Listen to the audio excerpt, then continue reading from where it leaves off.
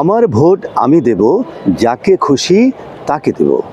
১৩তম জাতীয় সংসদ নির্বাচন নিয়ে বিশেষ আয়োজন।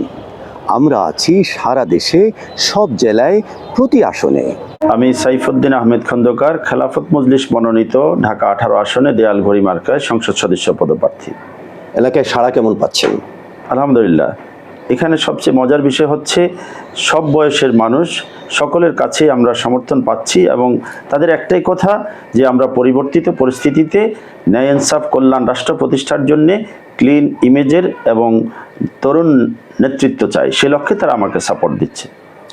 তরুণ ভোটার এবং প্রবীণ ভোটারের মধ্যে মানসিকতায় কোনো পার্থক্য লক্ষ্য করছেন?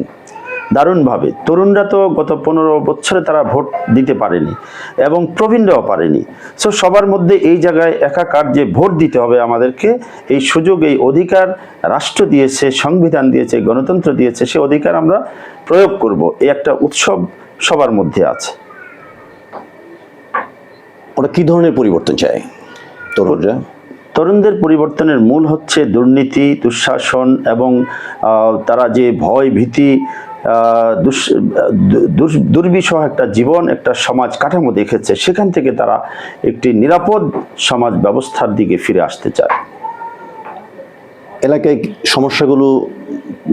এলাকার সমস্যাগুলোকে আপনি কিভাবে দেখছেন? এলাকার সমস্যাগুলো দীর্ঘদিন থেকে আছে। জর্জরিত মানুষ, রাস্তাঘাটে এখানে দেখা যাচ্ছে যে একজন এমন অবস্থা আছে যে হসপিটালে নিয়ে যাচ্ছে রুগীকে, রাস্তার জন্য সে যেতে পারছে না।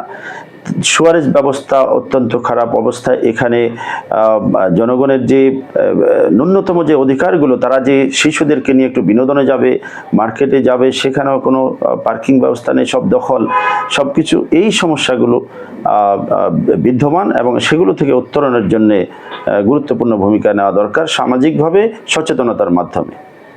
পরিকল্পনা কি আপনার?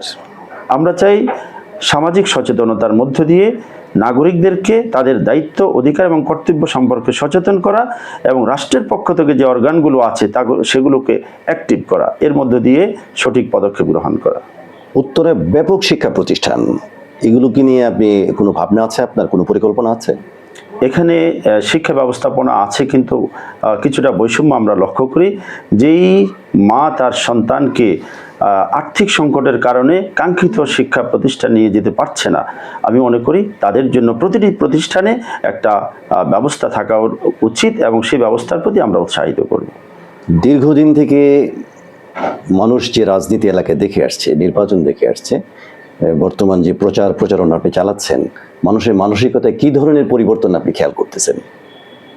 রাজনৈতিক দুর্বৃত্তপনা থেকে বেরিয়ে আসার যে মানসিকতা, সেটাই আমরা লক্ষ্য করেছি এবং তারা চান যে একজন নাগরিক যে মৌলিক অধিকারগুলো তাকে রাষ্ট্র দিয়েছে, সেই অধিকারগুলো সম্পর্কে জনগণকে সচেতন করা এবং সেগুলো রাষ্ট্র তাদেরকে দায়িত্ব হিসেবে বুঝিয়ে দিবে, জনগণের প্রতি করুণা নয়, তাদের এটা অধিকার, সে কথাই তারা আজকে জেনেছে এবং সেভাবে তারা অগ্রসর হতে চায়।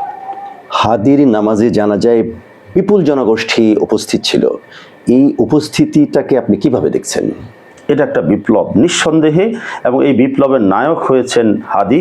আমি মনে করি হাদির এই শহীদ, যারা তাকে গুলি করে হত্যা করে শহীদ করার মধ্য দিয়ে তার আদর্শকে, ইনসাফ ভিত্তিক রাষ্ট্র কায়েমের যে স্বপ্ন তার, সেটাকে ধূলিসাৎ করতে চেয়েছিল, তারা পরাস্ত হয়েছে, তারা পরাজিত হয়েছে এবং হাদি বিজয় হয়েছে। গোটা বাংলাদেশকে একজন হাদি, শুধু বাংলাদেশ নয়, গোটা দুনিয়ার মানুষের সামনে একটা উদাহরণ হয়েছে। সো একটা চেতনা, বিপ্লব এবং দেশপ্রেম, ন্যায় ইনসাফ, এই কথাগুলো মানুষের মাঝে একেবারে সাংঘাতিকভাবে মানুষ এটা গ্রহণ করেছে। এটা তার সফলতা, বিপ্লবের পথে মানুষকে এগিয়ে নিয়ে যাচ্ছে। হাদির কথা, হাদির জন্য, মানে হাদির প্রতি মানুষকে তো টানছে, কেন টানছে? কি এটার মূল চেতনাটা কিভাবে আপনি দেখছেন? এটা একটাই সবচেয়ে বড়, সেটা হচ্ছে দেশপ্রেম, ঈমান। তার সে সঠিকভাবে বলেছে যে আমি দেশের স্বার্থে যে কদিন আমি বেঁচে থাকি, প্রয়োজনে মৃত্যু আমি আলিঙ্গন করতে রাজি। দেশের স্বার্থেও পরিপন্থী এবং অ্যান্টি ইন্ডিয়া, যেটা আপনি দেখেছেন মানুষের একটা মনোভাব তৈরি হয়েছে, সেটাও কিন্তু ওই যে দেশের স্বার্থের বিরুদ্ধে তারা বাহিরে থেকে নানা ধরনের ষড়যন্ত্র করার কারণে দেশের মানুষের মাঝে সে বিষয়গুলো আরও শক্তভাবে শপথ গ্রহণ করে তারা এগিয়ে যেতে চায়। ধন্যবাদ। আপনাকে ধন্যবাদ।